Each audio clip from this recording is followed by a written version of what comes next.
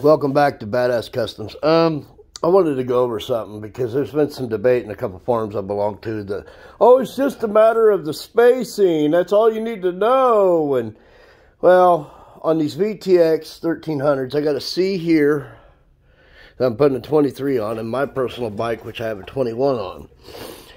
Well, let's talk the bearing thing situation first. Somebody said they just did a bearing swap.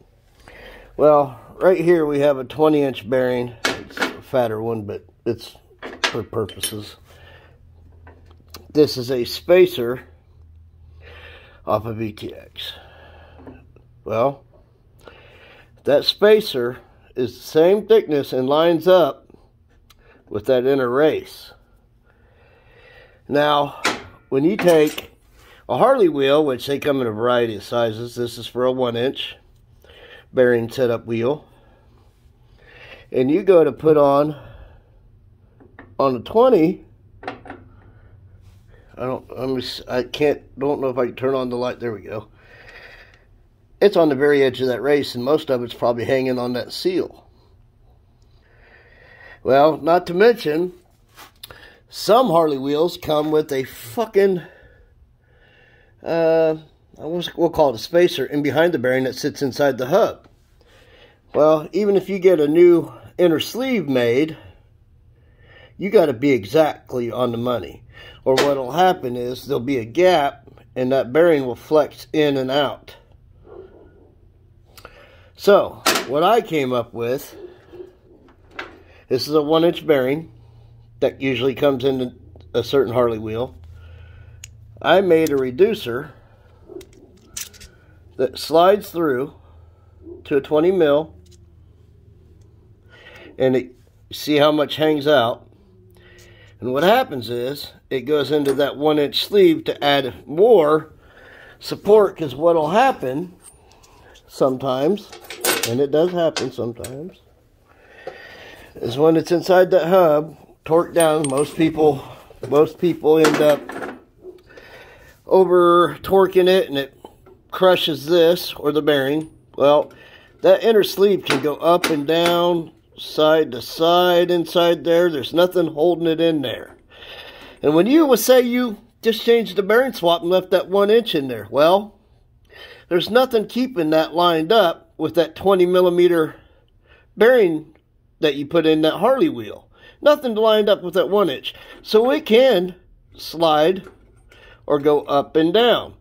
But with the reducer I make, the 20 millimeter, it's kind of hard to do with one hand. It can't do that.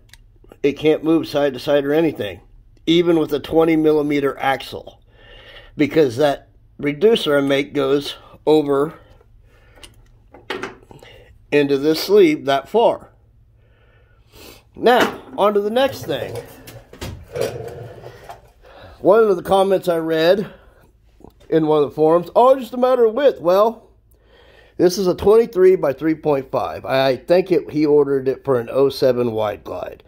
And I tried to explain to these dummies that it's not just spacing. Harley wheels have so many different offsets for so many different bikes. This one here, the offset is this hub. Normally, you can get by with adding spacers to your caliper to push it over to fit. Well, since this is for a wide glide, only way to get that rotor centered up in that caliper, we had to mill the ears down on this bracket. We milled them down so it would sit center. Now, on my 21, because I knew what I was doing, I got spacers in there to push it over. Not everybody can mill down a caliper. So that's why I say it does make a difference. Now, let's get into how I normally put these on so you guys can mostly do it yourself. 1 second. Okay. How I normally do it, let's see if we can get, oh, my phone's gonna drop. Holy crap. Let's see if I can do this here. leaving this on. I don't know. Everybody can go to Harbor Freight and pick one of these up. There's two different ways you can do this part to center your wheel. That is a square that you can buy, metal, it's straight. Now what you want to do to get your wheel centered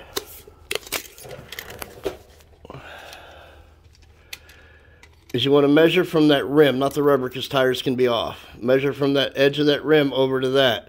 Should be about 2 1/4 on each side is what I came up with.